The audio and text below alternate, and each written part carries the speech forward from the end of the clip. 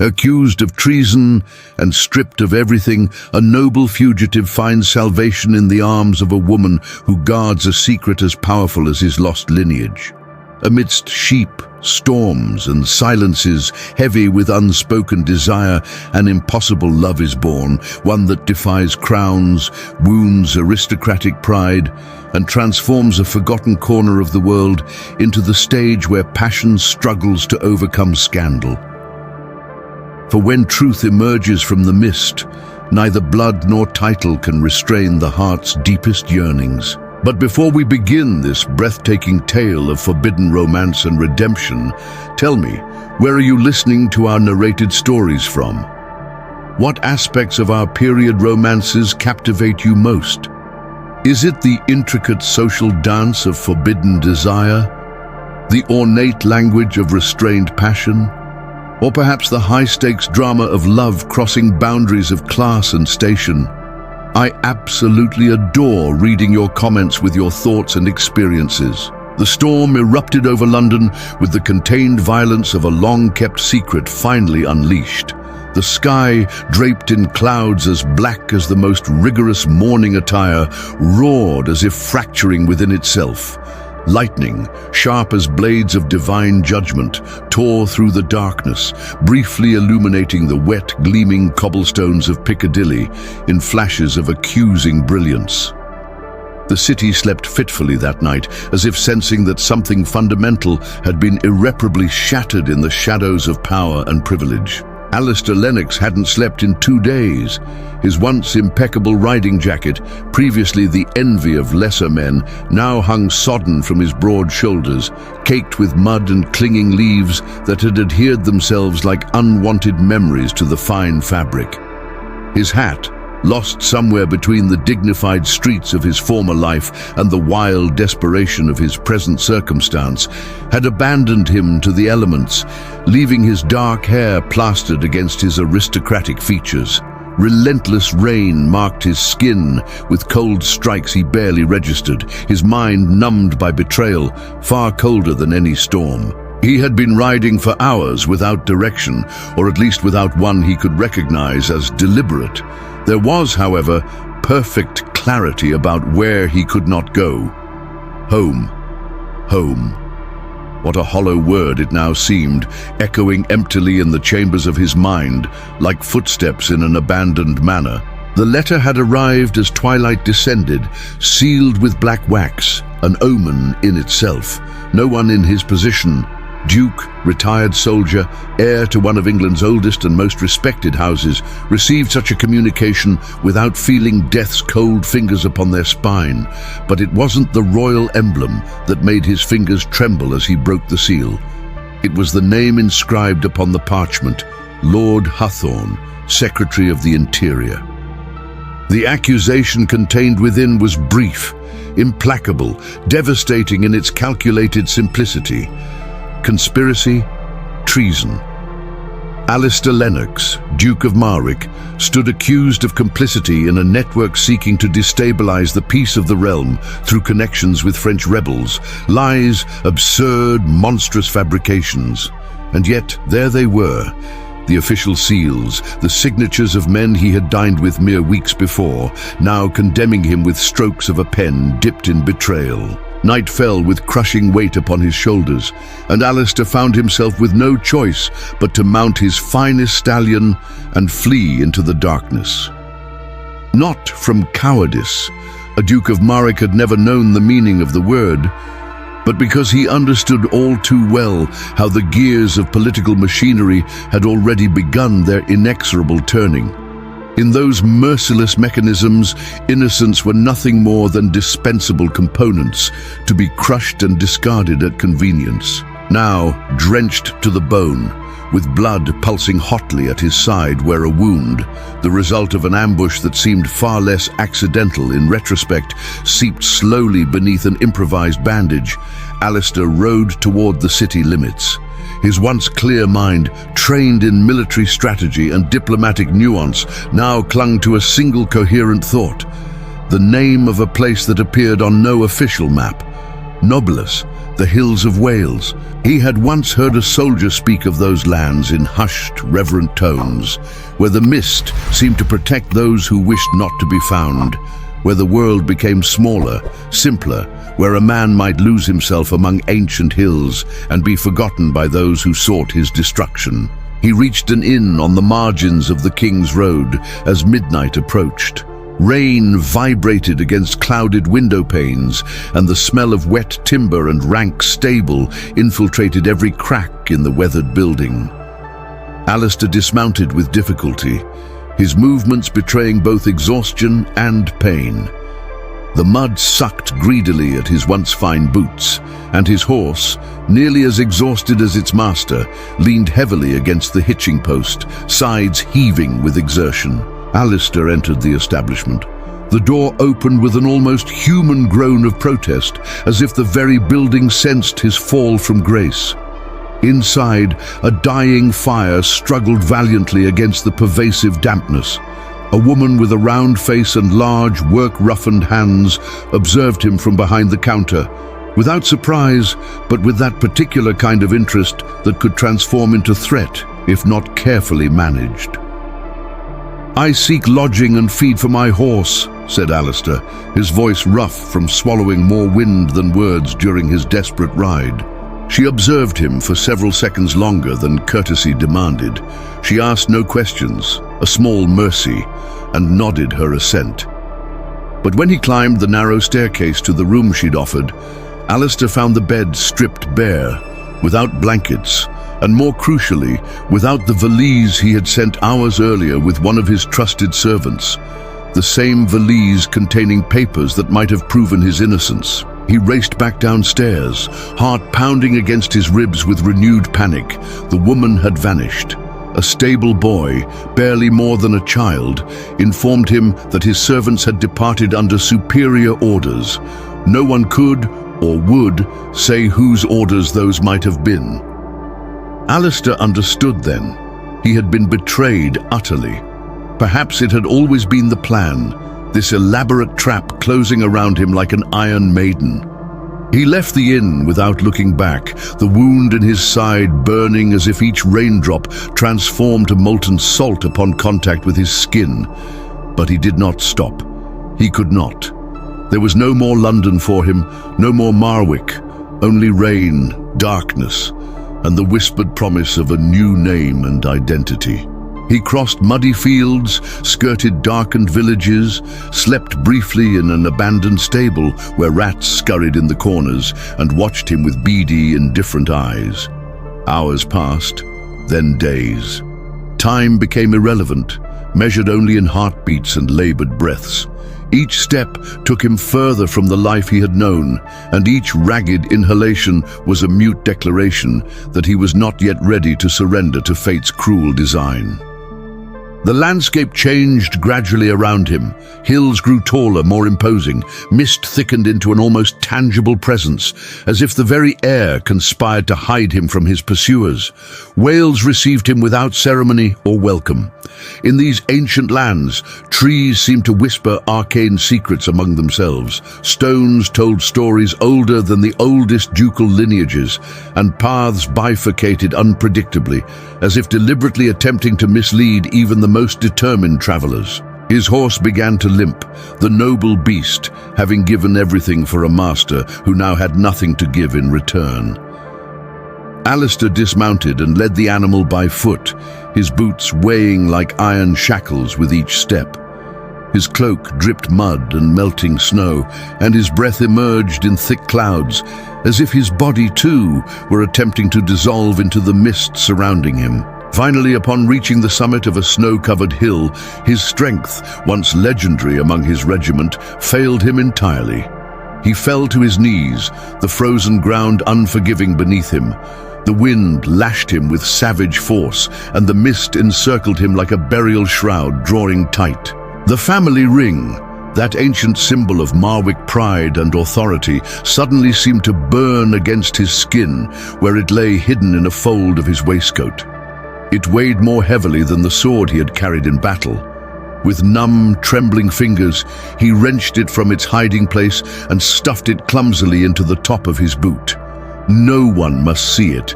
No one must know that the man collapsing into the Welsh snow had once possessed the power to pass judgments, distribute lands, and move in the highest circles of English society. A sharp whistle pierced the air, not wind but human. Alistair raised his head with effort, his vision blurring at the edges. The mist parted momentarily, as if the world itself were opening along a seam, and within that ephemeral gap appeared the silhouette of a woman standing atop the hill. She was tall, slender, draped in a dark woolen cloak with a shepherd's staff planted firmly in the ground beside her. He could not discern her features, but the steadfast resolve in her posture was unmistakable, even through his failing consciousness. Alistair's body finally surrendered completely. His knees touched the snow, his wounded side blazed with liquid fire, and the world tilted precariously around him. His vision darkened at the edges, closing in like theatre curtains at the end of a tragic final act. It was then that he heard her voice, clear and direct, cutting through the fog of his consciousness. "Are you alive, or should I alert the village gravedigger?" The mist had thickened to the point of enveloping everything like a damp, clinging sheet. Amalia Wynne narrowed her eyes, accustomed to distinguishing shapes in the half-light of dawn. What her keen gaze captured that morning was neither stray livestock nor predator, but a human figure collapsed upon the snow like a discarded, lifeless bundle. The whistle she had emitted sought no real response. It was merely habit, a way to announce her presence to the hills that had been her companions longer than any person. Yet she was surprised by how the fallen form shuddered at the sound of her voice before collapsing completely. Amalia descended the slope cautiously, each step measured and supported by her staff, her gaze attentive to her surroundings. Winter imposed its own harsh rules, and men who appeared alone in these hills rarely brought good tidings with them. They were either fleeing from something or, worse still, seeking something they should not have. Upon reaching him, she first observed his posture. Reclined on his left side, one arm extended as if he had attempted to grasp something or someone before consciousness abandoned him. His clothing was soaked through, covered with earth and brittle twigs. These were not the garments of a local farmer or tradesman.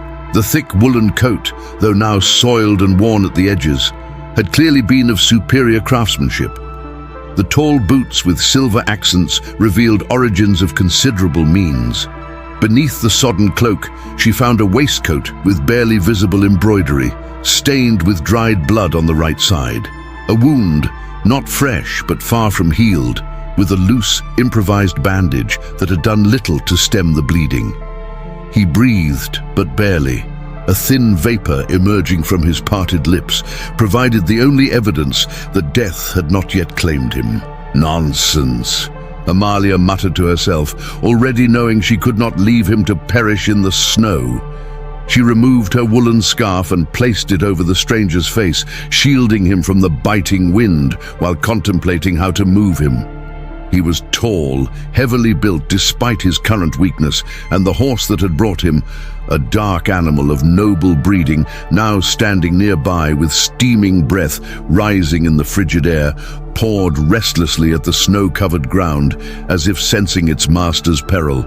With an effort that strained the muscles of her neck and shoulders, Amalia began the process of saving a man whose very presence might bring danger to her door. A man whose identity remained as shrouded as the misty hills surrounding them. With movements awkward yet determined, Amalia secured a rope to the horse and, using her staff for leverage, lifted the unconscious man with surprising strength for her slender frame.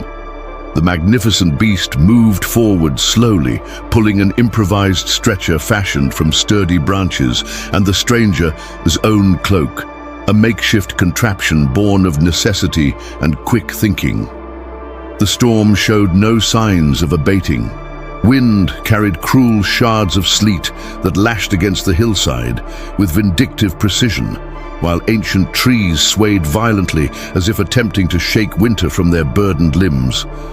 Through gaps in the relentless mist, Amalia's cabin materialized, a structure of dark, weathered stone with a thatched roof, a chimney releasing tendrils of smoke into the turbulent sky, and windows as small and secretive as half-closed eyes guarding their owner's thoughts. Amalia pushed the door open with her shoulder, guiding the horse toward the adjoining shelter with soft, reassuring words that belied the urgency of her task.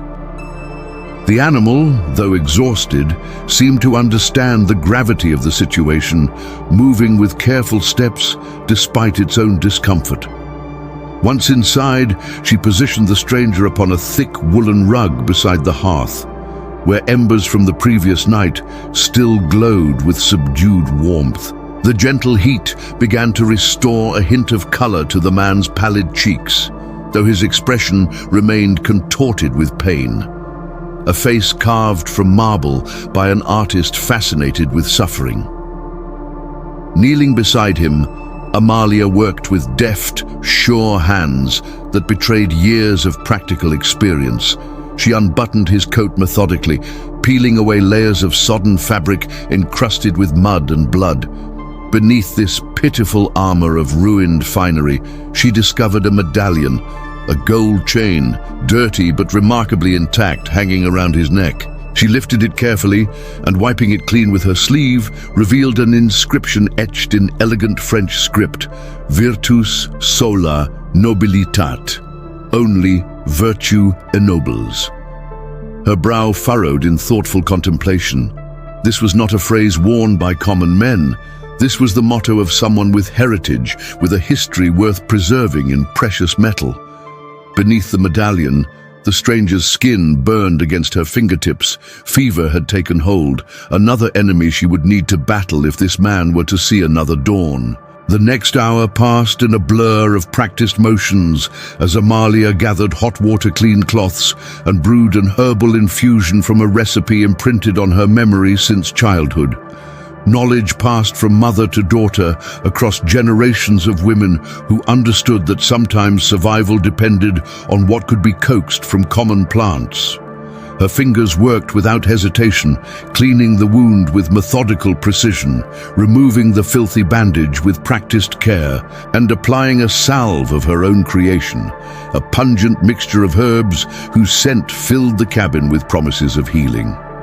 As she worked, the man murmured disconnected words that drifted through his delirium like debris in a flood. A name, Cecil, escaped his lips with particular urgency. A fragmented exclamation in fluent French followed, the words too slurred for Amalia to comprehend fully. And then, with startling clarity despite his fevered state, he pronounced another name that seemed to carry the weight of both pride and doom: Marwick. Amalia froze, her hands hovering above his bandaged side. That name, she had heard it before, though never spoken aloud in her presence. It was a name that resonated with nobility, but more recently, with scandal and intrigue.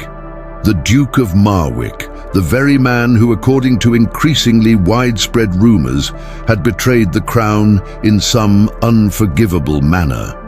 This same name now appeared frequently in hushed conversations among traveling merchants who passed through nearby villages, on the lips of gossips who treasured scandal more than truth, and allegedly on secret pamphlets circulating in cities. Yet for all the whispers, no one truly knew what had transpired within the shadowed corridors of power. She gazed once more at the face of the unconscious man. His brows were drawn together as if even in unconsciousness, he dreamed of a judgment not yet rendered, a sentence not yet pronounced upon him. Amalia withdrew slightly, creating distance between herself and this potentially dangerous enigma who had literally fallen at her feet. She settled herself before the fire, observing him with newfound wariness, tempered by undeniable curiosity. The cabin was filled with the comforting aroma of rosemary, wood smoke, and the earthy scent of dampness slowly being driven away by persistent heat. Outside, the storm continued to rage with the ferocity of a wounded beast denied its prey. Hours passed with glacial slowness. Midday arrived without sunshine, bringing only more mist that pressed against the windows like spectral fingers seeking entry. Amalia neglected her daily routine. She did not check her traps for game, nor did she venture out to cut more firewood. Instead, she remained in watchful silence, attentive to every nuance in the stranger's labored breathing. Then, without warning, he moved. A slight spasm in his left hand, followed by a broken sigh that seemed to rise from the depths of troubled dreams. His eyes flew open suddenly, deep green, dark as a forest in the heart of a moonless night, and just as mysterious. In one instinctive motion, Alistair half raised himself, gasping sharply as pain lanced through his side. His hand moved directly to the concealed dagger in his boot, a movement born of years of military training and recent paranoia. Amalia tensed, but remained perfectly still, a statue carved from caution and resolve. The blade gleamed dully in the firelight, clutched awkwardly by trembling fingers that betrayed his weakness despite his determination. His breathing came in ragged bursts as his gaze darted frantically from the door to the fire, from her inscrutable face to his own bandaged wound, as if trying to piece together reality from fragments of disconnected memory. When he finally spoke, his voice emerged low and rough, laden with equal measures of desperation and threat. "Where am I, and what do you want from me?" Amalia did not move a muscle. She remained seated before the fire, her expression deliberately blank, hands resting calmly upon her knees as if she were completely at peace, despite facing an armed and wounded man whose unpredictability made him all the more dangerous. The dagger's edge trembled visibly in the stranger's grip, but the eyes that studied her were those of someone accustomed to calculating risks and odds in the most perilous of circumstances. He was alert, despite his obvious debility, a cornered wolf, weakened but no less lethal. "You're in Wales," she replied with remarkable composure, her gaze fixed on the dancing flames rather than his weapon. "In my home. I found you half dead in the snow. I want nothing from you, neither your rusted knife nor your secrets." The man observed her for several long moments, tension still evident in the corded muscles of his neck and the rigid set of his shoulders. Then, gradually, he lowered the weapon. Though he didn't relinquish it entirely, a compromise between gratitude and lingering distrust. He shifted position carefully, a suppressed groan escaping his lips as the movement sent a fresh wave of pain radiating from his injured side. "Your wound was festering," Amalia added matter-of-factly as she rose to her feet with fluid grace. "I dressed it with what I had. If you prefer to leave, the door is right there, though I dare say you wouldn't make it to the next hill." She moved toward the kitchen area, her footsteps firm and purposeful against the wooden floorboards. The man followed her with his gaze, his expression gradually softening from open hostility to wary assessment. Amalia moved with the easy confidence of someone unconcerned about being observed, but internally she evaluated every aspect of her unexpected guest. Each word he spoke, each subtle shift in his posture, told her something about who he might be. He was certainly no vagabond or common mercenary. His hands, though marked by recent struggle, lacked the calluses of agricultural labor. His movements, even in his weakened state, were measured and deliberate, as if every gesture had been practiced to perfection. And his accent, pure English from the highest echelons of society, despite his obvious attempt to disguise it. An air of nobility surrounded him, like a subtle yet persistent perfume that clung to him despite his current state of dishevelment. Alistair, meanwhile, leaned back against the stone wall, surveying every corner of the cabin with the practiced eye of a man accustomed to assessing his surroundings for both opportunity and threat. He noted the impeccable cleanliness of the modest dwelling, surprising for such an isolated location. Glass jars containing dried herbs were arranged meticulously by color and size upon rough-hewn shelves. A stack of well-worn books occupied one corner, their spines cracked from frequent reading. A wooden staff, clearly more than a simple walking aid, rested against the entrance. This was not the dwelling of some uneducated countrywoman. There was order here, purpose, and unmistakable intelligence in the arrangement of every object. "You haven't told me your name," Amalia remarked casually as she prepared an infusion of herbs in a ceramic cup, her back half turned to him in a show of either trust or calculated indifference. "I don't usually trust strangers," he replied, his tone deliberately curt. She arched an eyebrow, a hint of amusement playing at the corners of her mouth. "How convenient. Neither do I." She extended the cup toward him, and he accepted it without expressing gratitude, still watching her with the intensity of a man who had learned through bitter experience that kindness often concealed ulterior motives. He sipped cautiously. The infusion was lukewarm and bitter, with undertones of mint and something else he couldn't quite identify. The warmth spread through his chest, bringing unexpected comfort, though he remained determined not to show any sign of appreciation or vulnerability. Silence settled between them, broken only by the crackling of the fire and the persistent drumming of rain against the window panes. Outside, the wind continued to assault the naked branches of trees with relentless fury, and ravens called to one another in the distance, their harsh cries seeming to announce something that neither occupant of the cabin wished to acknowledge. "Where is my horse?" he finally inquired, breaking the oppressive quiet. "In the stable. I tended to him as best I could. He had a minor wound on one leg, nothing serious, though if you continue riding as you have been, you'll soon need another mount." Alistair lowered his gaze to his bandaged side, touching the dressing with careful fingers that betrayed his concern despite his attempt at nonchalance. "You're a healer?" The question carried equal parts suspicion and grudging respect.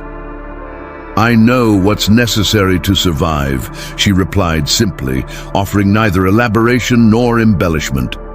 He asked no further questions, and she volunteered no additional information. Both were cautiously probing the boundaries of their tenuous connection, acutely aware that a single misplaced word could detonate the fragile peace between them.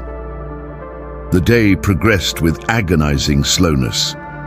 Alistair slept intermittently on a blanket near the fire, stubbornly refusing the bed Amalia had offered, whether from misplaced pride or lingering distrust she couldn't determine.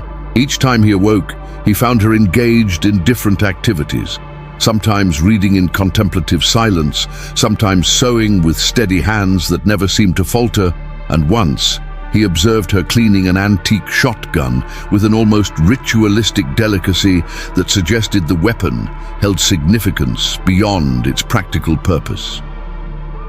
She was, he concluded, no ordinary woman, a fact that both intrigued and disquieted him. Late that afternoon, as twilight began to claim the Welsh hillside, someone knocked at the door. A single deliberate rap that demanded attention without conveying urgency. Amalia rose immediately, her expression, which had remained remarkably serene throughout the long day, suddenly tightening with subtle tension.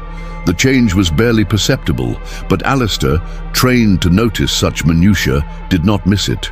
He turned toward the door, his body instantly rigid with alarm. With silent, fluid movements that belied his injured state, he slid toward the darkest corner of the room, where a small pantry offered shadow and concealment. Amalia opened the door to reveal a middle-aged man with a weather-beaten face and a graying beard. He held a basket covered with a clean cloth, presenting it with the easy familiarity of a long-established routine. "Miss Wynne," he greeted her warmly, though his eyes carried a wariness that hadn't been there on previous visits. "I've brought some eggs and bread. My wife prepared a bit of butter as well. She says that for someone living alone as you do, it's always good to have reserves." "Thank you, Mr. Maddox," Amalia replied, accepting the basket with a small, appreciative nod. The man cast a searching glance into the interior of the cabin, his brow furrowing slightly as his eyes swept across the room. "Are you alone? As always, I ask because rumors have reached the village." He lowered his voice, leaning slightly closer. "They say strangers are prowling about. A fugitive has escaped from London, someone important by all accounts. Soldiers are searching for him. Word is he might be hiding in these parts." Amalia met his inquisitive gaze steadily. "I haven't seen anyone." "Well, be careful," he advised, his tone carrying genuine concern beneath its gruffness. "Sometimes wolves disguise themselves as lambs, and I'm not speaking only of animals." With that cryptic warning, he departed without further conversation, leaving Amalia to close the door firmly behind him. Alistair emerged from his hiding place, his eyes now reflecting more than mere concern. They held the haunted awareness of a man who recognized that his pursuers were drawing ever closer, tightening their net with methodical precision. "They're looking for you," Amalia stated plainly, her back still toward him as she secured the door's heavy wooden bolt. "I don't know what you're talking about," he replied automatically, the denial sounding hollow even to his own ears. "Yes, you do." The silence that descended between them was as dense and suffocating as the smoke from the chimney, thick with unspoken accusations, questions, and a growing awareness that whatever fragile sanctuary this cabin had offered might soon be shattered by forces neither of them could control. Amalia turned slowly to face him, her expression unreadable in the deepening shadows of twilight. It was the moment of truth, the precipice upon which their unlikely alliance would either strengthen or crumble entirely. Amalia observed him with an impassive expression, making no effort to press further. He, in turn, offered no confession, each silently acknowledging the dangerous game they played. Night descended upon the Welsh countryside with an almost tangible darkness that seemed to swallow the landscape whole. The fields disappeared beneath a thick blanket of mist, and shadows stretched across the ground like spectral fingers, concealing the rolling hills from view. Outside, an eerie silence reigned, broken only by the mournful howling of the wind and the occasional cracking of branches bending beneath its force. With methodical movements born of habit, Amalia secured the door with a heavy wooden bar and draped an additional blanket over the window, a simple precaution against both the bitter cold and unwelcome eyes. Alistair remained standing near the fire, arms crossed defensively across his chest. His face was a study in contrasts, bone-deep fatigue etched into every line. Yet his eyes maintained that vigilant alertness of a hunted man who had learned through bitter experience that sleep was a luxury afforded only to the innocent or the dead. "I won't ask who you are," Amalia finally said, her voice cutting through the crackling of the fire with quiet authority. "But if someone comes to my door looking for you, I'll do whatever necessary to protect what's mine." Alistair nodded solemnly, as though he understood better than most the weight behind those words, the fierce territorial instinct that drove ordinary people to extraordinary measures when their hard-won peace was threatened. That night, as Amalia slept in her narrow bed, and he rested on the pallet before the hearth, something shifted imperceptibly between them. Not trust, it was far too soon for that, but a tacit pact of mutual non-aggression, a shared silence between two souls who understood all too well the value of remaining hidden from the world's prying eyes. The wind assaulted the cabin with renewed vigor past midnight, rattling the shutters like impatient fists, demanding entry. Alistair, restless and unable to surrender to sleep, rose quietly and approached the window. He pulled the edge of the blanket aside just enough to peer out at the valley below, where mist descended like a ghostly shroud over the darkened landscape. There, in the distance, partially obscured by swirling fog but unmistakable to his trained eye, he spotted two mounted figures moving with deliberate purpose along the lower path. One wore a black cape that billowed behind him like the wings of a raven. The other was clad in a uniform Alistair recognized instantly with a cold shock of dread, the distinctive attire of the Office of the Interior. His heart hammered against his ribs with painful force, the wound in his side throbbing in sympathetic rhythm. They were not as far behind as he had desperately hoped. The hunt continued, and the hounds were drawing ever closer to their quarry. The mist had not fully dispersed when Amalia opened the stable door the following morning. The air hung thick and heavy, carrying that distinctive aroma of damp wood and freshly turned soil that seemed unique to the Welsh Highlands. A primal scent that spoke of secrets buried deep and ancient forces stirring beneath the surface. Dawn arrived with tentative grace, sunbeams struggling to penetrate the naked branches of winter-stripped trees, filtering through like hesitant visitors uncertain of their welcome.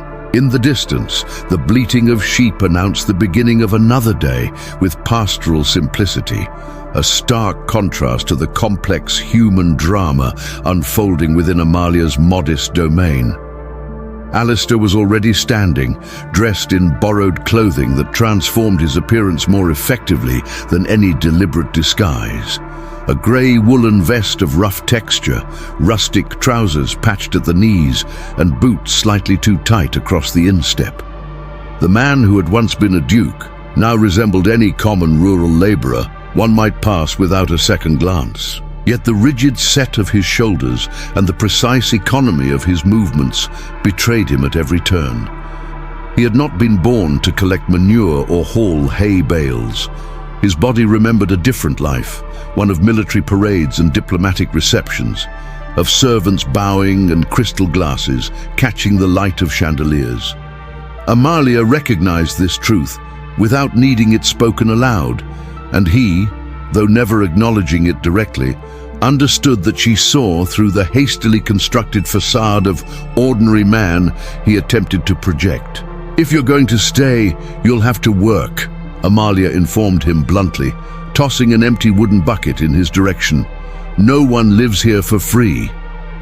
"Then call me Thomas Hale," he responded, catching the bucket with unexpected dexterity that spoke of years of fencing training rather than farm labor. "And consider this my first day of honest employment." She nodded, her expression deliberately neutral, neither accepting nor rejecting the obvious fiction of his new identity.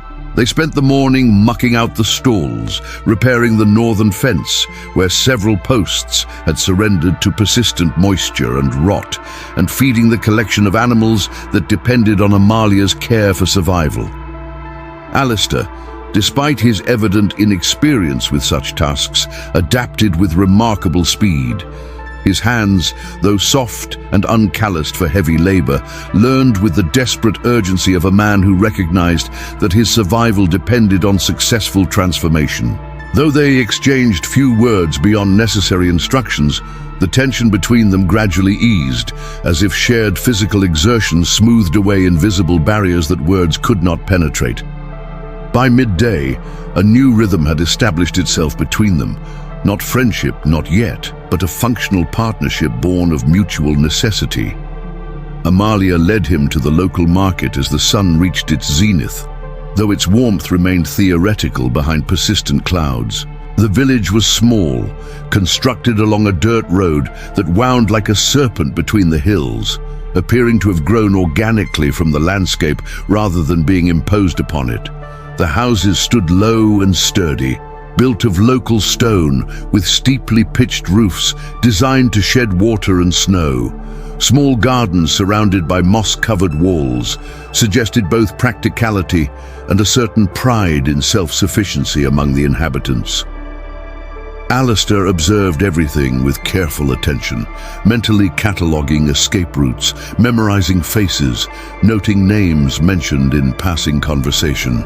It was a survival instinct honed by recent events, the habits of a hunted man who understood that overlooking the smallest detail could mean the difference between life and imprisonment. They visited first the seamstress, where an elderly woman with hands gnarled by arthritis sold them a used linen shirt that would better fit Alistair's broad shoulders than Amalia's spare garments. Later they entered the tavern, not from desire for company or refreshment, but because Amalia needed to collect a package of flour she had ordered from the baker, who used the establishment as an informal distribution point for his goods. The interior smelled of bitter ale, wood smoke and aged timber, saturated with decades of spilled drinks and whispered secrets. The patrons lifted their gazes with undisguised curiosity as Alistair entered. A newcomer was always noteworthy in such a close-knit community. None spoke directly to him, but their silence carried more weight than any verbal greeting or challenge. Eyes narrowed thoughtfully, heads tilted in consideration. Memories searched for connections. On their return journey, they passed the village church, its grey stones covered in lichen that spread like ancient script across the weathered surface, giving the impression of a building more ancient than time itself. Before the iron gate stood an elderly woman with a sharp-featured face and hair as white as the winter clouds gathering above.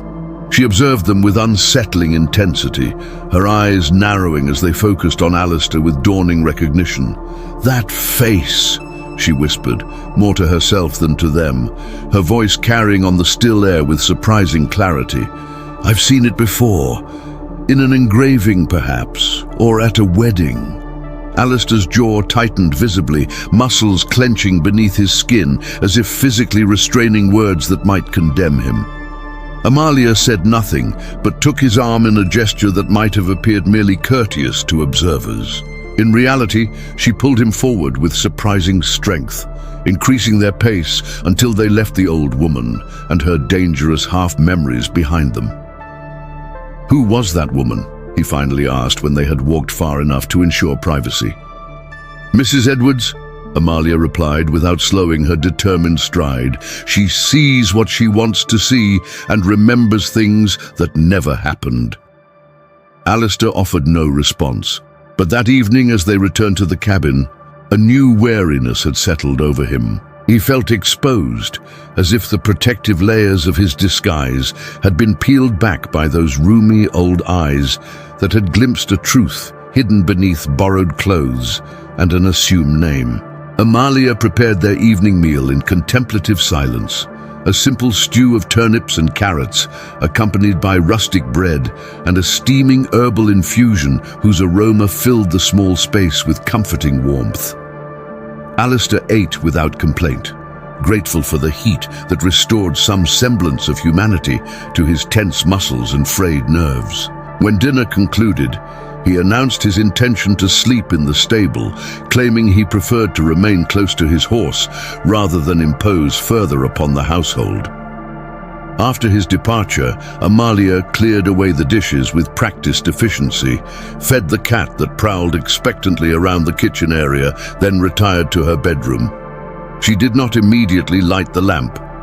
Instead, moving with the confidence of one intimately familiar with every contour of the space, she knelt beside the bed and withdrew a wooden box from beneath it. From this container, she extracted an old journal, its cover worn, edges frayed, with an oxidized buckle that opened with a faint creaking protest against disturbance. It was her mother's diary, a document she had read countless times before, yet something about the day's events compelled her to revisit these ink-stained pages that contained far more than their humble appearance suggested. Between commonplace entries about harvests, illnesses, and birthing difficulties endured by village women lay cryptic references to unexpected visitors and a man from London whose purpose was never explicitly stated. On one page, a word had been deliberately scraped away, erased with such determined vigor that the paper itself had been damaged in the process. Only the final syllable remained visible. Knox. Amalia traced the faded letters with her fingertip, a cold certainty settling in her stomach. This could not be mere coincidence. Meanwhile, in the stable, Alistair had positioned himself atop a sack of grain, his gaze fixed unseeingly on the cobweb-festooned ceiling. His brother's name, Cecil, circled relentlessly through his mind, a painful loop of questions without answers. How deeply had Cecil been involved in his betrayal? Had his own flesh and blood actually signed the court documents that sentenced him to this life of desperate flight and false identities? Memories assaulted him with cruel precision. Afternoons spent together in Latin lessons, light-hearted competitions in the ducal gardens, shared secrets and boyhood promises of eternal loyalty. Then came darker recollections. Cecil's gradual withdrawal, his growing coldness, the naked ambition that had begun to gleam in eyes once warm with fraternal affection. Alistair had trusted him implicitly when delegating the financial affairs of the dukedom, choosing instead to focus his own considerable talents on foreign policy and diplomatic relations. A trust that had proven catastrophically misplaced, costing him everything he had ever valued. He closed his eyes against these painful thoughts, but sleep remained elusive, hovering just beyond reach. The betrayal of one's own blood, he reflected bitterly, was a burden far heavier to bear than the physical discomforts of mud-caked boots or the persistent ache in his healing side. A brother's treachery cut deeper than any blade, leaving wounds that no herb woman's salve could ever hope to heal. Hours passed with excruciating slowness, the winds moaning outside, a fitting accompaniment to his troubled thoughts. Amalia, still restless and unable to find peace in sleep, ventured out to check the firewood supply beside the hearth. The wind had increased in ferocity, finding its way through tiny gaps in the roof thatch with determined persistence. As she passed the table, her attention was caught by Alistair's coat hanging across the back of a chair. Acting on instinct rather than deliberate intention, she smoothed the collar, noting the faint lingering scent of sandalwood mingled with wood smoke. Something crackled within the garment at her touch. Her hand slipped into the interior pocket, fingers encountering a cold metallic object of circular shape. She withdrew it carefully. A silver insignia, its engraving partially obscured by a layer of dried mud, but still unmistakable beneath the grime. A rampant lion with a crown positioned above its raised forepaw dominated the center, while the motto encircling the shield confirmed what she already suspected: Virtus sola nobilitat. The same phrase inscribed on the medallion she had discovered upon his arrival. Amalia stood motionless, her breath caught in her suddenly constricted chest as pieces of a complex puzzle began falling into place with devastating clarity. There could be no doubt now, this man was no Thomas Hale. He was a Lennox, bearer of one of England's oldest and most distinguished bloodlines. She held the insignia between her fingers for several more seconds, watching how the faint lamplight played across the tarnished silver surface.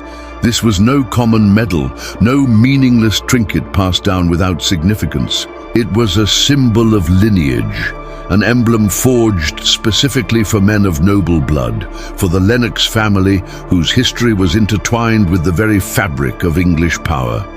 With careful movements, as if handling an object of immense fragility, she returned the insignia to its hiding place in the jacket pocket.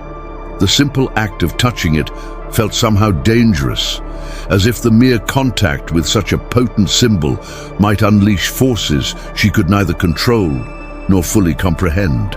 She would not confront him, not yet, but a new question, insistent and sharp, began growing within her mind. Who was this man truly, this fugitive noble now sleeping in her stable? And what circumstance had brought someone with blue blood and the hunted expression of a fugitive into her world of mud, sheep and herbal remedies? Morning arrived with brutal coldness, a fine frost coating the pastures and causing leaves to crunch underfoot with each step. The sky hung low and oppressive, that peculiar leaden grey that promised neither rain nor sun, merely persistent, cheerless light. Alistair was already outside, gripping a length of rope with which he attempted to raise a fallen section of the fence in the southern corral. His movements, though still bearing the unmistakable grace of aristocratic upbringing, had begun to acquire the pragmatic efficiency of a man adapting to circumstances far removed from his former life. As she watched him unobserved from the cabin doorway, Amalia's mind churned with conflicting impulses. Before her stood a duke, disguised as a farmhand, a nobleman turned fugitive, a man whose very presence brought danger to her door. Yet something in his determined struggle against both circumstance and his own limitations stirred unexpected emotions within her. Respect, perhaps, or something deeper she dared not yet name. Whatever game of deception they played now had stakes higher than either had first imagined. For in this isolated Welsh valley, far from London's power and intrigue, two people with secrets heavier than the morning frost were being drawn together by forces as ancient and immutable as the hills themselves. And as the day's pale light strengthened, casting long shadows across the frost-covered ground, both sensed that the fragile equilibrium they had established could not endure indefinitely. Soon, truth would demand its reckoning, and neither could predict what might emerge from that inevitable confrontation. Alistair wrestled with the stubborn wooden post, arms taut with strain, jaw clenched in quiet frustration. From the cabin's doorway, Amalia watched him for a moment, the corners of her mouth twitching at his futile efforts. She stepped forward. "You won't manage it like that," she said, approaching with calm precision. "And how should I pull it then?" he replied, a trace of sarcasm in his voice, still grappling with the rope. Wordlessly, Amalia took the line and demonstrated, angling her weight just so, using her hips and leverage rather than brute force. The post groaned and shifted. Alistair mimicked her movement. The wood yielded with a sharp crack. "You could have told me before I nearly dislocated my shoulder," he muttered, rubbing his arm. A small laugh escaped Amalia. Unplanned, fleeting. It startled her as much as it did him. Their eyes met only briefly, but the silence that followed trembled with something unspoken. Both turned away, a flush rising on their cheeks. The rest of the day passed in shared labor. Together, they cleaned the grain shed, cleared the drainage ditch, and patched the corral fence beneath a fine mist of rain. It was during that final task, soaked to their knees in mud and rain, that something shifted. Amalia stumbled on a loose stone, and he caught her instinctively. Their skin met, only for a heartbeat, but the contact felt charged, as if the air between them sparked and held its breath. They laughed then, breathless and wet, not as strangers but as two souls beginning to orbit the same sun. By the time they returned to the cabin, dusk was creeping in, and their boots were heavy with mud.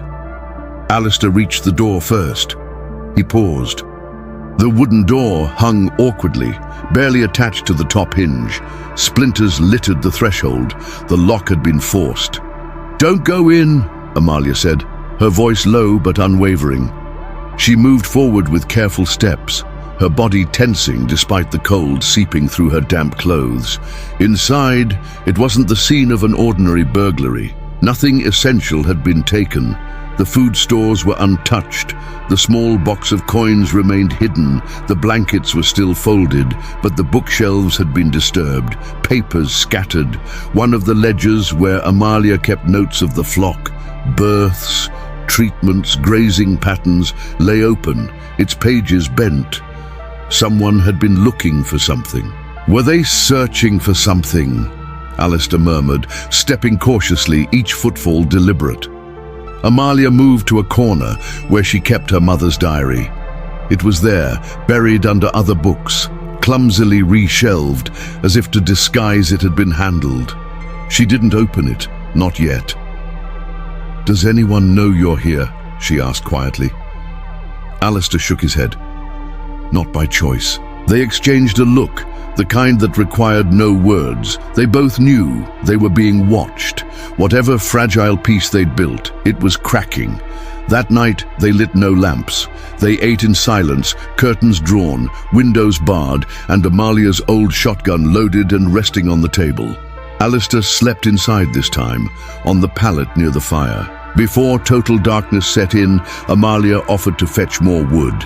She donned her heavy cloak, lit the oil lantern, and stepped out into the whispering twilight. Leaves rustled like secrets. She crouched to gather a bundle of dry branches when she felt it, an unseen shift in the air. She straightened slowly. The lantern's glow cast a golden circle that barely reached the tree line. There, just beyond its edge, stood a figure cloaked in shadow, hooded, motionless. Only the glint of its eyes, reflecting moonlight, betrayed its humanity, or perhaps the absence of it. Amalia's hand trembled slightly, though her grip on the lantern remained steady.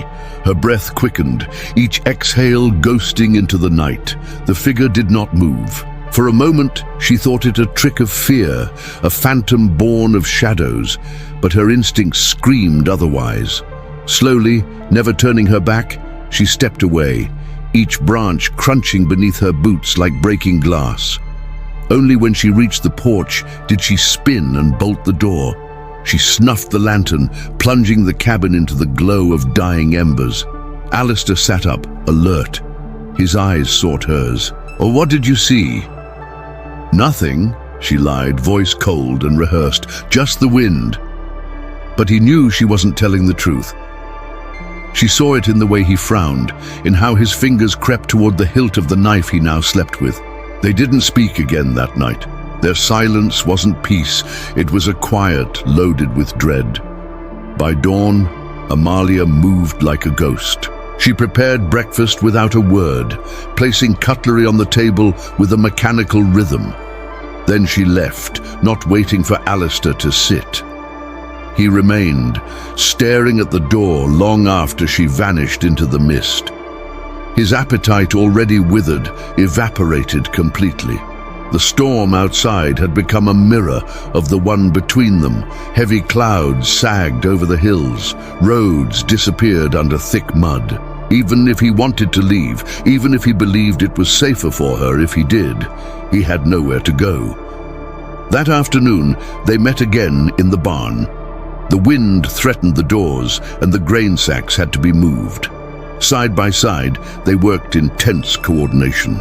He lifted the sacks with strained effort. She held the boards as he hammered. The rhythm was harsh and steady, wood, nails, breath. In between, glances passed like silent questions. He watched the way she brushed damp strands behind her ear.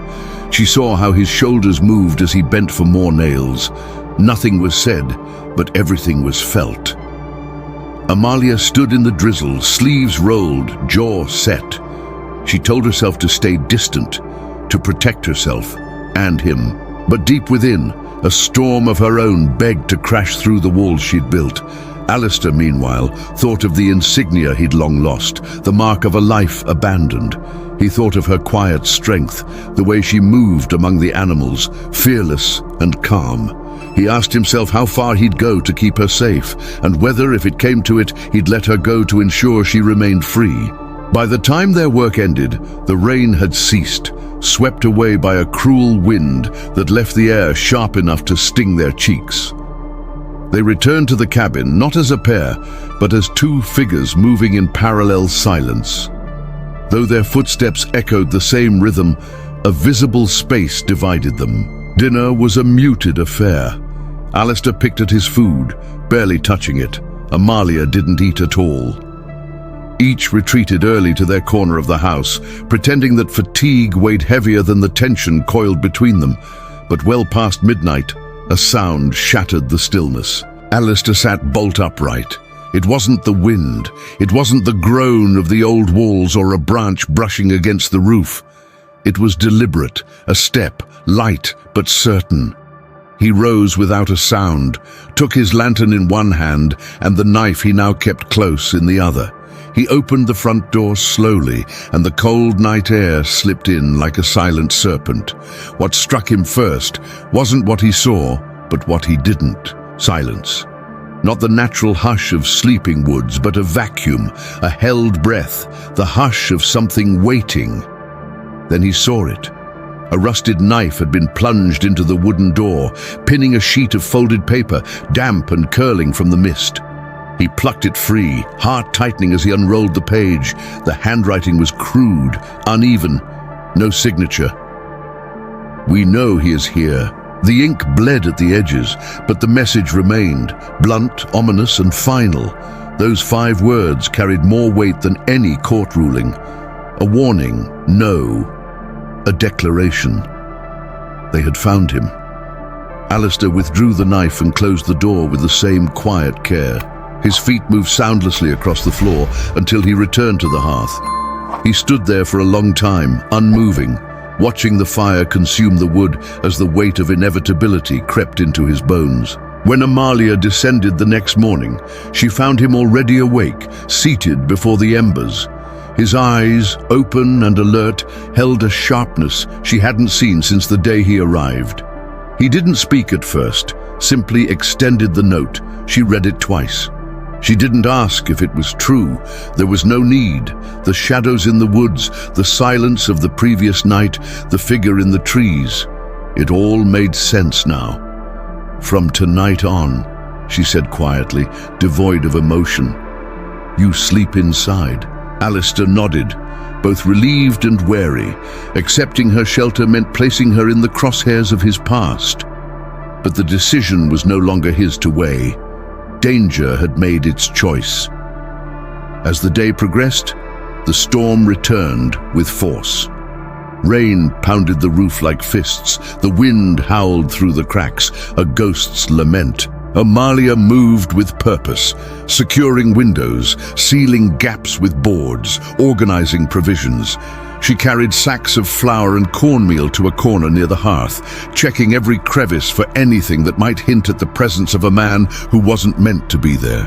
Meanwhile, Alistair built a makeshift barricade from furniture and long iron nails. It wouldn't stop armed men, but it might slow them down, might buy a moment to think, to act. By late afternoon, exhaustion weighed on both of them. They collapsed onto opposite sides of the fire, bodies soaked in sweat, skin streaked with grime and splinters. The room smelled of lavender and sage. Amalia had set a pot of scented water to boil, and the aroma clung to the air like a fragile shield.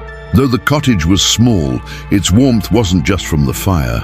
There was something else, something less tangible, a sensation of safety carved into the chaos, a temporary peace forged through necessity. Alistair moved closer to the fire, extending his hands to its warmth. The flickering light danced on his features, deepening the shadows beneath his eyes, highlighting the tiredness in his bones, but also the sorrow buried deeper than fatigue. "I've lost everything," he said suddenly, his voice low, not meant for anyone, and yet entirely for her. "My name, my home, my men. The world I belonged to spat me out as if I'd never existed." Amalia said nothing. She waited. "I was betrayed," he continued. "I didn't see it coming. I trusted too easily, thought that bloodlines and titles would protect me." He didn't speak names, didn't have to. His silence was as revealing as his words. Amalia didn't interrupt. She didn't offer sympathy. She simply sat, cross-legged, hands in her lap, letting the weight of his confession settle in the air between them. "I lost everything once too," she said quietly when his voice had fallen still. "My mother, my name, my place in the world. All that remained was this." She gestured to the cabin, "and the knowledge that if I stayed still, no one would ask questions." Their eyes met. Neither looked away. There was no grand proclamation, no dramatic realization, just a breath, a pull. Amalia leaned in, not toward the fire, but toward him. Alistair didn't flinch. His hand rose, brushing her cheek with the back of his fingers.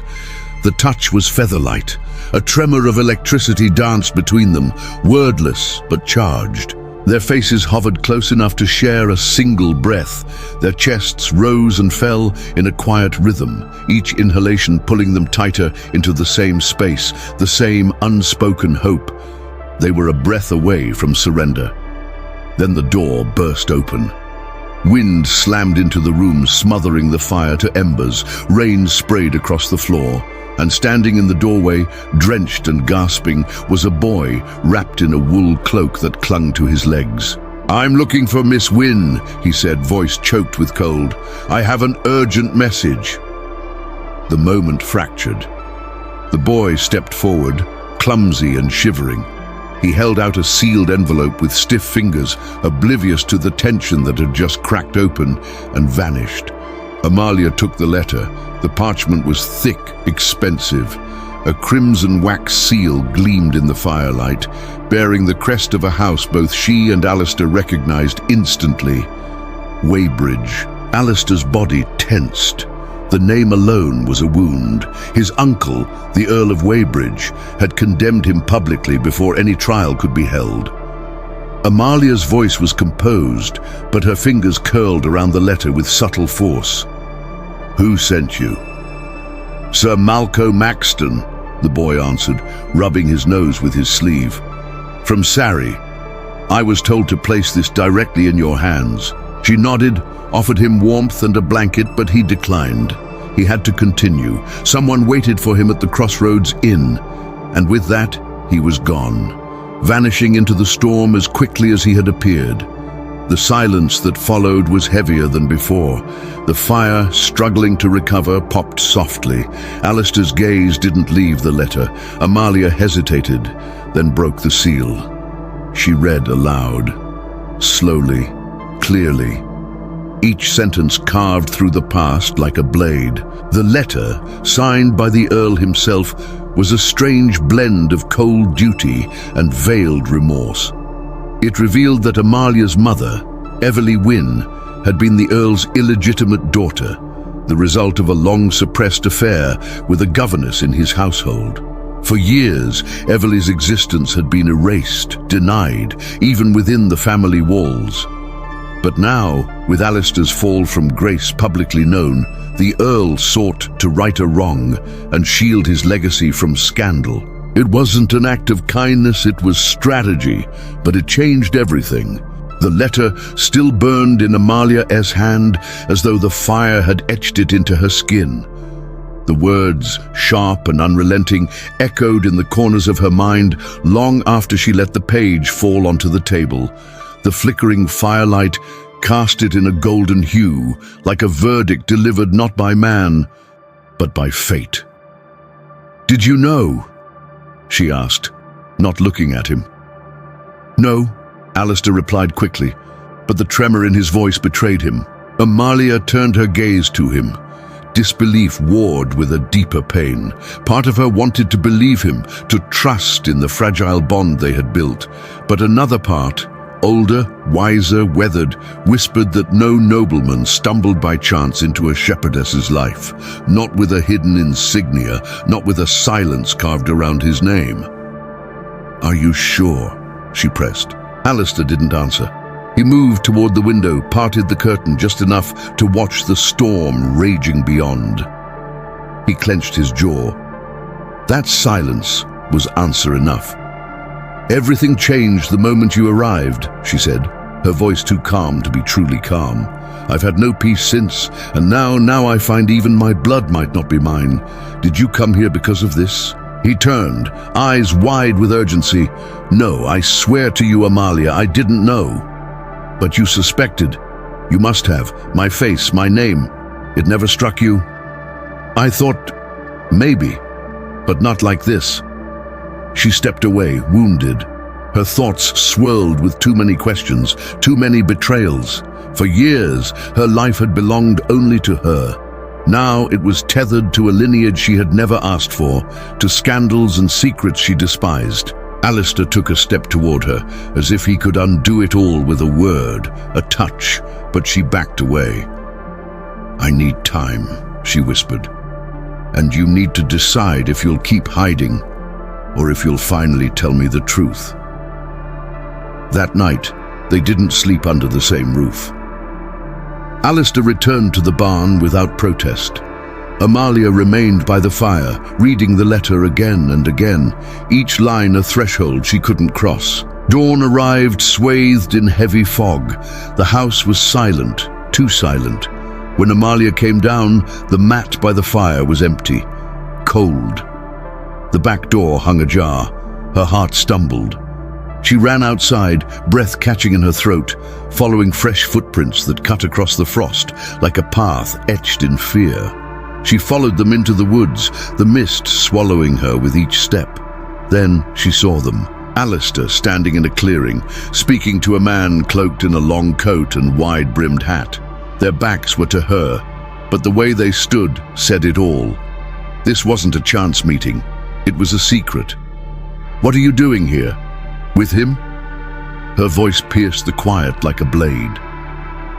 Alistair turned, shocked. He hadn't expected to be found. The man beside him slowly turned as well, his face still half-shrouded. He was older, wiry but upright, with the stoic air of someone who had served quietly through countless storms. There was an old loyalty in his stance.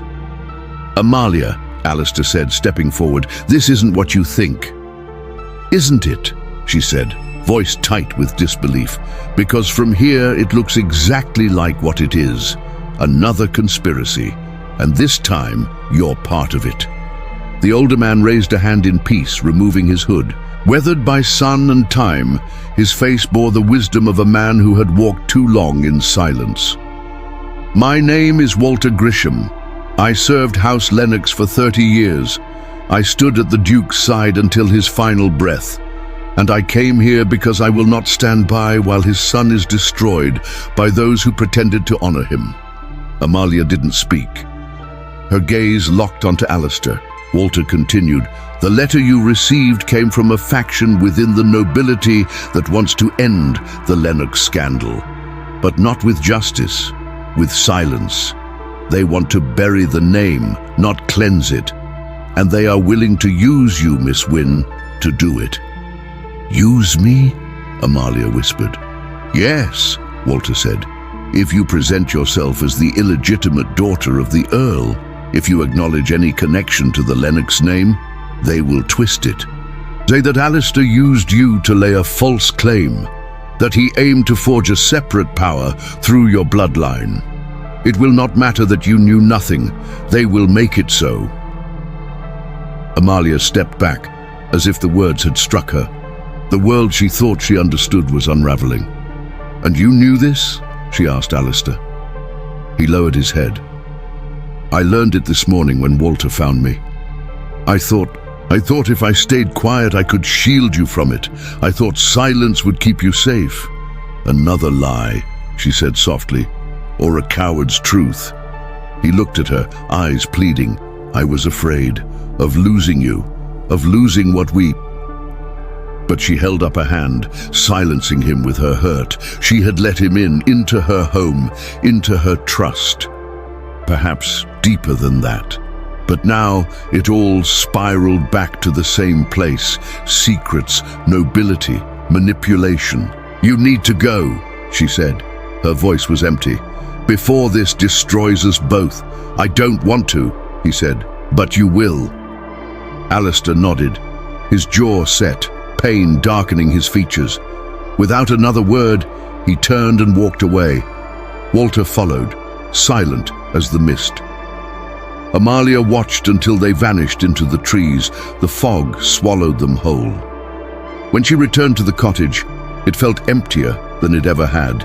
Each creak of the floor under her feet sounded like grief echoing through the walls. She spent the day in solitude, tangled in thought. As darkness settled, she climbed the hill to the home of Mrs. Penrose.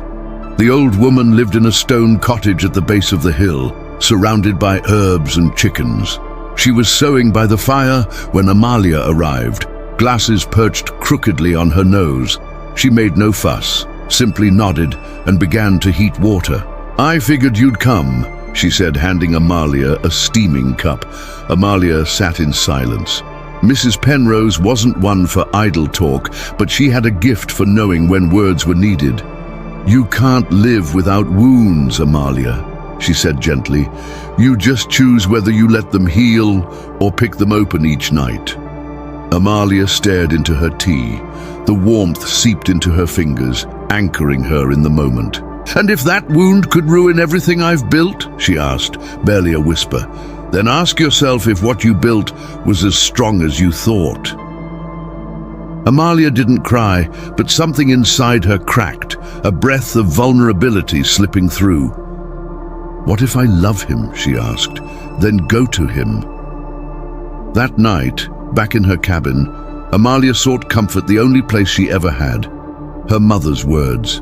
She opened the old trunk beside her bed and pulled out the journals, the letters, the papers she'd read so many times as a child. This time, she read them not as a daughter desperate for a past, but as a woman facing the future. For hours, Amalia pored over every page of her mother's old writings. Familiar memories brushed her fingers, recipes, lists, scribbled notes in the margins of yellowed journals. She was about to give up when something caught her eye. Tucked between the pages of an old cookbook was a small envelope, time-worn and fragile. The seal was broken, but the ink remained legible. She recognized the handwriting instantly. It was a man's script, elegant yet firm, and at the bottom a name that froze her blood: Henry Lennox, the father of Alistair. Her fingers trembled as the letter crackled open, as if awakening after years of silence. The ink had faded, but the words retained their strength. The tone was personal, affectionate even, not the voice of a duke, but of a man burdened by shadows he could no longer outrun. "Dear Everly," it began, the warmth of the salutation at odds with the chill seeping into Amalia's chest. It was dated just a month before Henry Lennox's death, a confession hidden in plain sight. "The world never gave you the recognition you deserved," he wrote, "nor our daughter. But I write this hoping it's not too late. The lies within our family are unraveling, and if anything happens to me, if my son is accused of crimes he did not commit, this letter and what you guard may be his only salvation." Attached to the letter was the name of a witness, an old accountant who once kept the original ledgers of the House of Lennox. The man now lived in hiding, somewhere in Snowdonia. Amalia's pulse quickened. Her eyes darted toward the wooden chest in the corner, the one that had sat undisturbed for years. She ran to it, her hands shaking as she unearthed receipts, brittle notes, and aged paper. There it was, a black ledger book, its cover cracked with age but intact. She opened it and immediately recognized the meticulous hand of a professional accountant. Dates, names, amounts. And then, there they were. Transactions made without the Duke's knowledge. Names, some real, others encrypted. Pages outlining systematic embezzlement. Funds rerouted to political interests. Connections detailed in careful script. Enough to dismantle the accusations against Alistair entirely. Without hesitation, she grabbed the book and the letter. The fog still blanketed the valley, but her resolve cut through it like a flame. She walked for hours, guided by instinct and hope, and by one image, Alistair's face as he left, broken but resigned. She found Walter Gresham near the edge of the woods, standing guard beneath an ancient oak. He dismounted the moment he saw her. "I've come for him," she said simply. "I have something that might save him." He nodded without a word and led her through a narrow path beneath whispering firs. The cabin was buried into the hillside, half hidden, made of river stones and dark timber.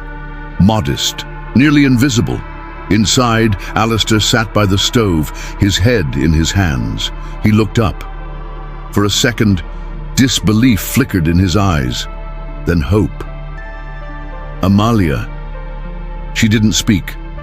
She crossed the room, placed the letter on the table, then the ledger. Alistair read in silence. His brows furrowed, his jaw clenched. As he reached the end, he rose so suddenly the chair clattered to the floor behind him. "You've had this all along." "It was with my mother's things. I didn't know what it was, not until now. This proves I wasn't part of the embezzlement or the conspiracy." Walter entered, uninvited but welcome. He scanned the ledger, nodding with grave certainty. This will be enough to make them listen. And if the accountant is still alive, his testimony could exonerate you." The silence that followed was thick with meaning. Alistair turned to Amalia, close but not touching. "I thought I'd lost you," he said, voice low. "And I thought I was meant to live never trusting anyone," she replied. In that moment, the distance between them dissolved, not as noble and peasant, not as fugitive and shepherdess, but as two souls who had outlived fear, pride, and judgment. They opened the book again, together this time, line by line, signature by signature. They saw not only redemption in those pages, but a beginning. Then came the sound, a crack of wood outside, a footstep. Walter moved to the window. Alistair grabbed the book and slid it beneath a loose floorboard. Amalia stood, her heart pounding, a knock, firm, measured. "In the name of His Majesty," a voice called from outside. "We carry a warrant for the arrest of Alistair Lennox. Open this door." The words struck like thunder. The voice that delivered them was cold, authoritative, unflinching. Amalia and Alistair exchanged a single glance. There was no escape. Walter positioned himself between the door and the room, as though his body alone could hold back fate. "Let me speak with them," Alistair said, steadying his voice. Amalia clutched the ledger to her chest. When Alistair opened the door, cold wind whipped inside. Two figures emerged from the morning mist. The first, a broad, rugged local official. The second, an elegant man in a dark overcoat and polished leather gloves, dry hat, sharp eyes. "Alistair Lennox, Duke of Marwick," the emissary said without pause. "By order of His Majesty, you are under arrest for conspiracy against the Crown and embezzlement of state funds." The rural officer stepped forward to bind his wrists, but Amalia stepped between them. "You'll commit an injustice," she said, her voice like glass cutting silence. "You must see this." She laid the ledger on the table, opening it to a marked page. "These records were preserved by my mother, Evely Wynne. They are original documents from the Duchy of Marwick. They show that funds were moved without the Duke's knowledge. Here," she pointed, "is the name, Cecil Lennox." The emissary approached, handling the book with care. His eyes scanned the pages, each figure, each note. "These documents haven't been verified," he said finally. "They could be forgeries." "They're not," Walter interrupted, withdrawing a small notebook from his coat. "I witnessed each of those signatures. I also carry copies of matching samples, and the accountant who wrote them still lives in Snowdonia. I can bring him to you." The rural officer looked at the emissary, uncertain. The man from London closed the book slowly. "I'll send this to the capital, but my duty is to bring the accused in." "Then I'll come too," Amalia said, "as a witness, as the keeper of these records. And if you arrest me, you will have to explain why a woman without title or power is silenced while the real traitors go free." The strength in her voice, the way she stood in her soaked dress, unflinching before two agents of the Crown, it made them hesitate. Alistair looked at her, eyes flooded with emotion. He wanted to stop her, to protect her, but all he managed was her name, whispered like a prayer. Amalia met his eyes and held them without flinching. "I'm not staying behind." The decision had already taken root in her chest. There was no turning back. They departed that same afternoon, cloistered in a closed carriage, with a discreet escort riding behind them. Walter, at Amalia's insistence, traveled with them. The emissary didn't object, partly out of obligation to the local authority, partly because even he was beginning to understand. This case was layered in ways the council hadn't anticipated. The road to London stretched before them in long, brooding silences. Amalia carried the ledger wrapped tightly in linen, as though it were a sacred relic. Alistair rode shackled for the first leg of the journey, but on the second day, the cuffs were removed. He had made no attempt to flee. They spent the nights in modest inns, guards posted at every door. No threat surfaced, none visible at least. But the real burden was what waited ahead. In the quiet hours when the others slept, Amalia and Alistair would sit near the hearth, silent, watching the fire eat away the logs. Sometimes they whispered, sometimes not even words were needed. "I never asked you to come," Alistair murmured one night, voice rough with the weight of everything left unsaid. "And I never asked you to change my life," she replied simply. "Yet here we are." He leaned closer, not touching her. Their eyes met, and for a fleeting second, time bowed to the gravity between them. On the third day, they reached the outskirts of London. The city loomed with a heavy breath, as if its walls whispered rumors and its alleys exhaled scandal. From the carriage, Amalia saw grey facades, shuttered windows, and noble carriages hurrying away like animals fleeing an unseen predator. Just before they could cross the threshold of the Hall of Justice, a messenger approached, handing over a sealed letter marked with the council's crest. The emissary read it, brow tightening. Then he turned to Alistair. "The trial has been expedited," he announced. "You will be judged immediately. The council seeks swift resolution." Walter and Amalia exchanged a look. "Why the haste?" she asked. The emissary didn't answer. He handed over the document. The final lines struck like iron. "The true culprit has fled the country. The people demand a face. Alistair Lennox shall be tried without delay." The courtroom of the Council of Nobility had no windows, no light beyond the dim burn of gas lamps. The walls, clad in dark wood, seemed to whisper secrets from centuries past. Sentences spoken in shadow, agreements made in silence, legacies shattered in echoes. Alistair entered with a straight back and shoulders held tight with fatigue. He wore simple garments, no sigils, no house crest. The man who had once borne the Duke's mantle now stood stripped of title, but not dignity. At his side walked Amalia, her steps resolute despite the chill in her fingers. The dress she wore, borrowed from Mrs. Penrose, stood in stark contrast to the silk-clad women in the gallery. Yet it was her gaze, calm, fierce, that made her impossible to ignore. The benches were filled with the elite of London's aristocracy, familiar faces to Alistair. Some turned away, others glared openly. A few, the most dangerous, smiled. When the president of the council stood, the air thickened.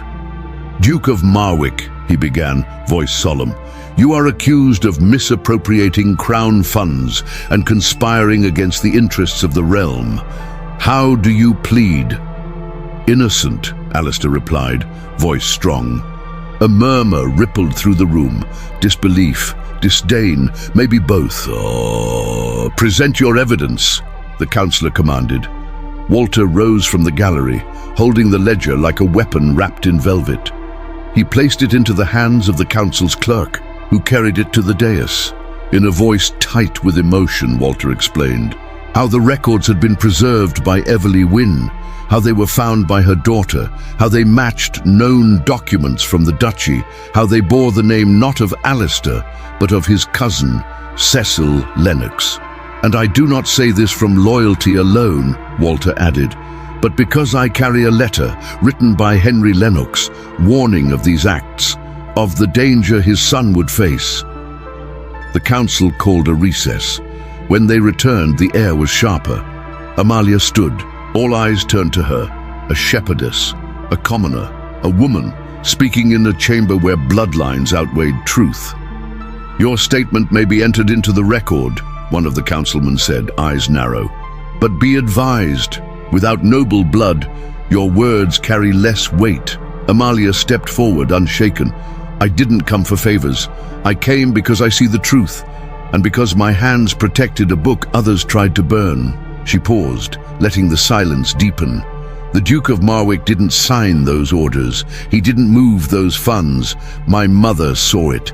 I bear the silence she never broke." Her voice didn't tremble, even as she faced men who had ruled the fates of kingdoms. "And if you hear me today, it won't be because I share your blood. it'll be because justice doesn't wear a crown, it wears truth. A few councillors looked down. Others exchanged glances uncomfortable, but the silence that followed cracked open with a name: Gregory Talbot. A ripple swept through the hall. The court accountant vanished for months. Rumors had named him dead or disappeared. He entered slowly. Clothes modest, eyes hollow from hiding, but when he spoke, his voice rang clear.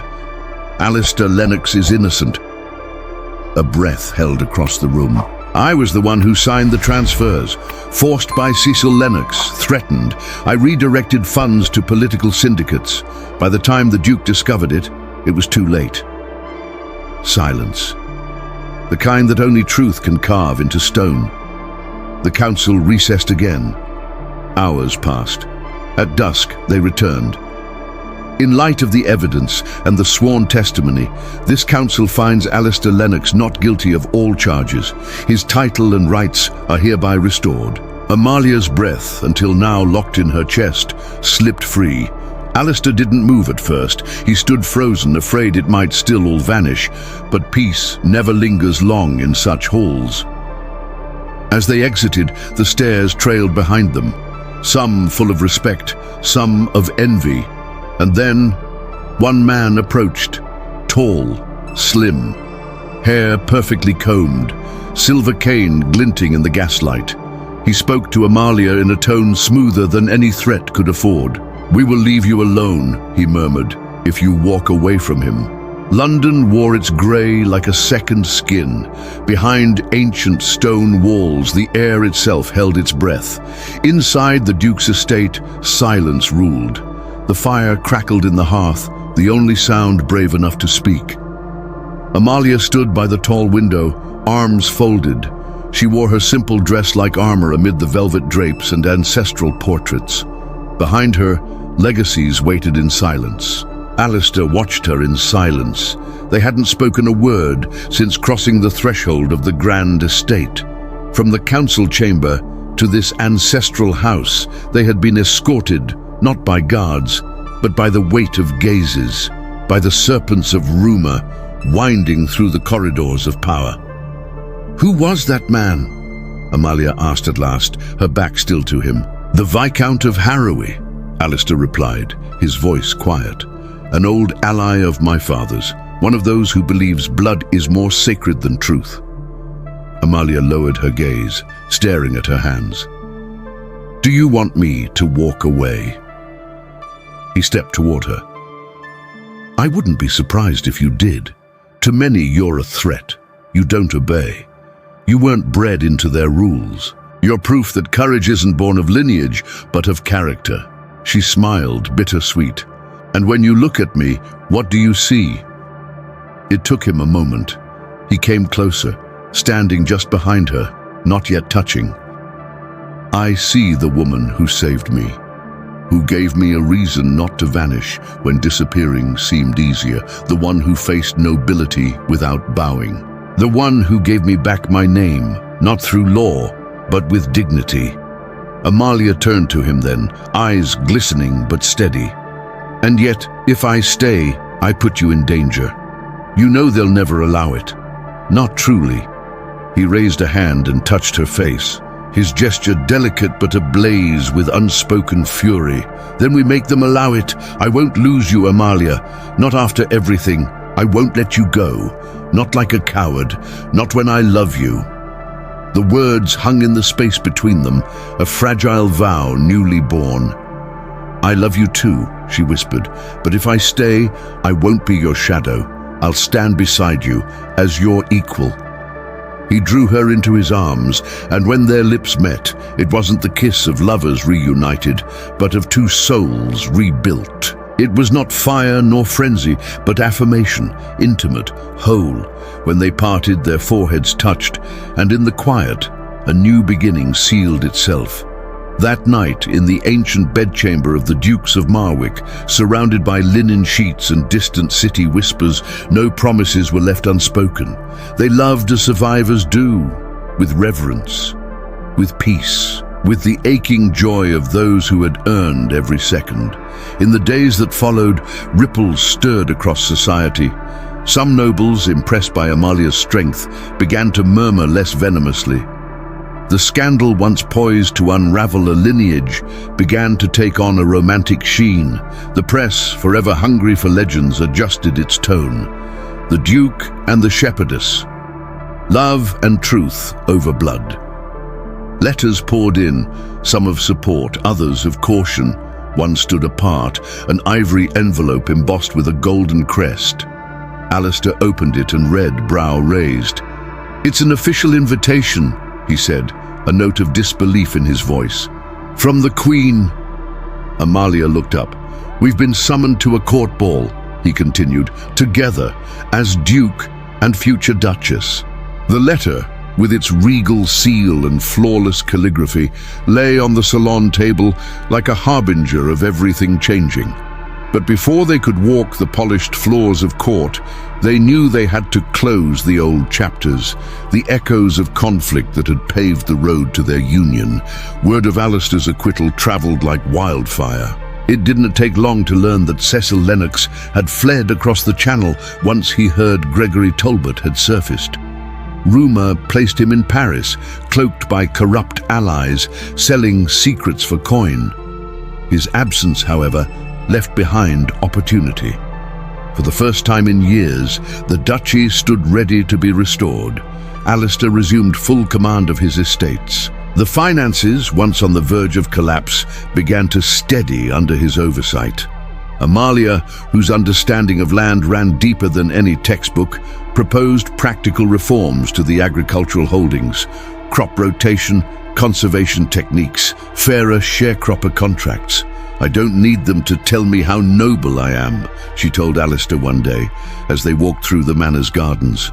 "What matters is that the people under our care live better than they did." He looked at her with that mixture of awe and devotion that had become his silent language. He said nothing, only took her hand and walked beside her, as though she'd always belonged there. Walter Grisham, the loyal servant who had risked name and life, was rewarded with the one thing he'd never asked for, but always earned: a place. Alistair appointed him steward of the London house. Walter accepted with eyes misted and a bow barely contained. "I have never served with more pride," he said. As for Mrs. Penrose, Amalia insisted she join them. The quiet strength behind Amalia's resilience now occupied a modest room at the back of the house. Her teacups, sharp wit, and uncanny instinct for reading people quickly made her a cornerstone. "Noble houses have always needed one old woman with good judgment," she quipped, teaching a maid to fold sheets with surgical precision.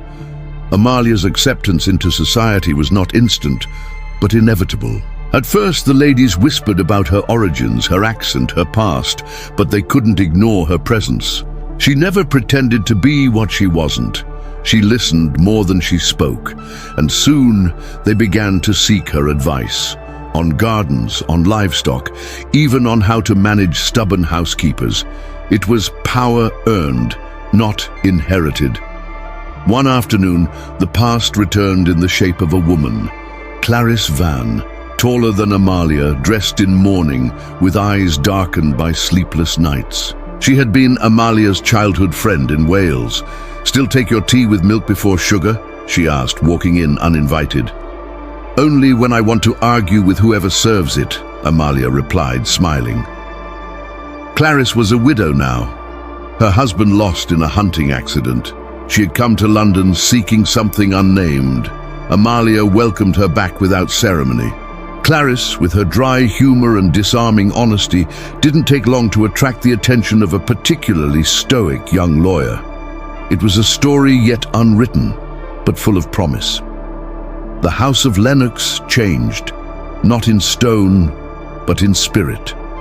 The halls, once haunted by scandal, now echoed with laughter, conversation, and ideas. And just when life began to settle, a new messenger arrived, formal, impeccable. A letter sealed in white wax, marked by the Queen. Amalia opened it, pulse quickening. She read, then looked at Alistair. "It's official," she said. "We've been summoned to the Winter Ball at St. James Palace." Alistair arched a brow. "And in what capacity?" She handed him the letter. At the bottom, in ornate script, "To the attention of the Duke of Marwick and his fiancée, the future Duchess." And Amalia felt for the first time that the world had shifted to meet her where she stood. Morning mist rolled across the hills of Wales. The sun broke faintly over fields painted gold by dew. Amalia walked barefoot through the grass. The hem of her dress trailed through droplets not yet kissed away by warmth.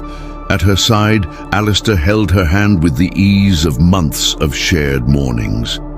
There were no shadows on their faces now, no questions in their steps.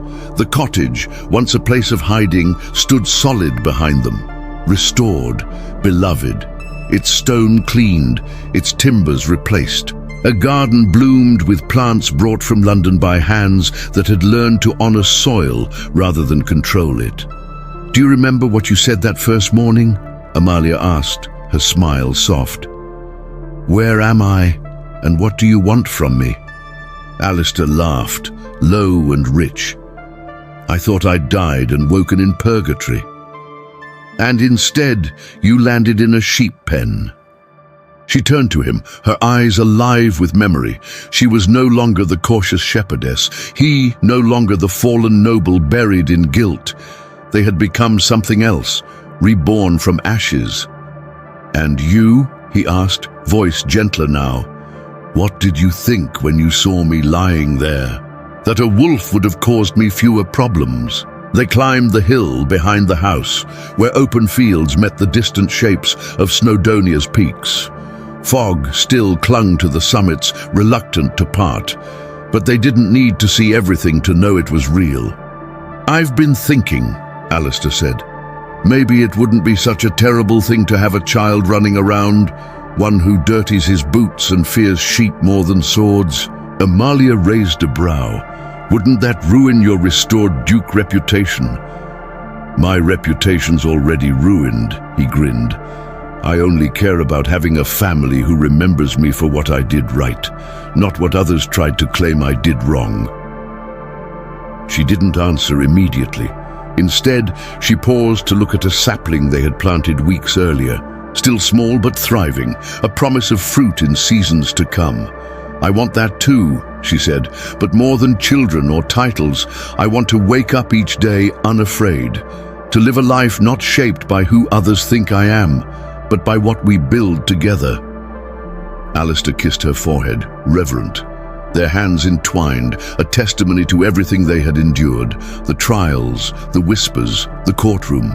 Now the land spoke louder than any city voice. "And the books?" he asked, smirking. "You said you had a reading list longer than Easter Mass." "I've divided them by season," she replied, practical as ever.